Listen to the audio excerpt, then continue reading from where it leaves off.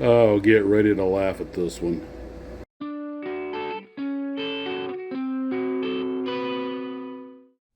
Well, hello, Glue Troopers. Max and Max's Models here. I hope everybody is doing well.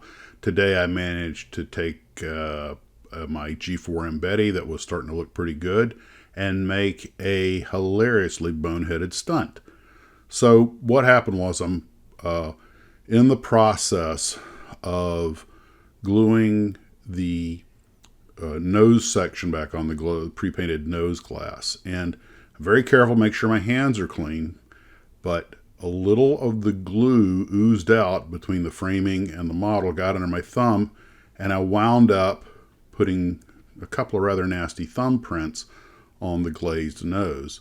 And I'm using the tester's red tube. So after a micro stroke, I get some of the every solvent I've got. I start off with isopropyl. I knew that wouldn't do anything. Water didn't do anything. Isopropyl. So I use some of the Tamiya thin glue, and sure enough, that breaks it up some. But I know it's going to fog, so I clean up what I can. Then very quickly get the future floor wax, put that in a cup in the little mixing tray that I'm using, and put it on the model. And sure enough, it more or less salvaged it. I mean, it's not perfect, but it's acceptable. It looked okay. I'm just, there's a little blue cloud of foul language hovering over the Tarbus. But anyway, modeling happens, right? So I'm like, not too distressed. It's not that big a deal. It's not really good. It's just I can make it look like a little wear and tear. So I get back. I have my other paints in the other trays. Well, some of the green that I had mixed, I had to put a little flat in there to help with the distressing of it. So I'm dipping the flat into the green, and everything's going great. It's looking great. And I'm dipping, painting, mixing, da da da. And then I realize, holy crap, I'm dipping the green paint into the floor wax. I was wondering why it was getting a little sticky. And now I have this glossy area. I'm like, not the end of the world, but man, talk about just a boneheaded stunt. You have the flat stuff is sort of this milky gray, and the of course the floor wax is clear, but they're neither one of them have any pigment to them, so I just got them mixed up. They were in trays right next to each other. Good move, Max. Better organization next time. So I clean up what I can, let it harden. Then I clean the trays out completely, put in some more of the green paint with some of the flat, and go in and touch it up.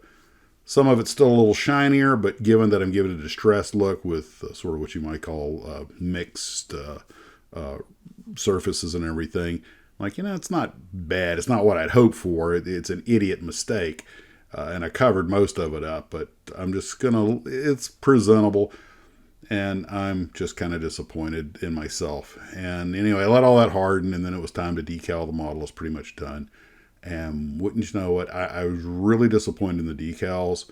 The big yellow decals just didn't disintegrate on me, but they broke up, cracked real easily, and a lot of gaps showing and everything. So now I have to decide if I want to strip them off and just paint the yellow on there, or if I just want to use some primer and silver colored paint to make it look like the stuff's chipped off.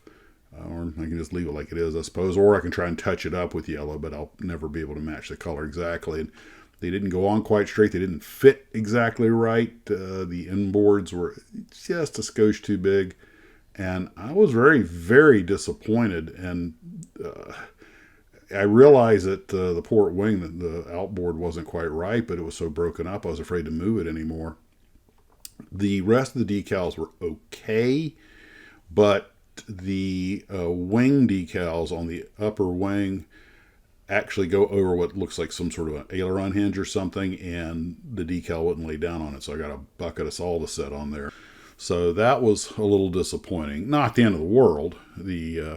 Essentially, they give you two options to paint the airplane. The white square and the Hinamaru on the fuselage are separate pieces. So put the white on, let it harden, solve set it, and nothing really laid as flat as it should, except the number on the tail, the little mechanics chart under the port side horizontal stabilizer, and the bottom wing decals, but the top and the four yellows, and the top Hinamarus, and even the big white pieces that are supposed to just lay flat, they all had a little issue getting wrinkles out of them.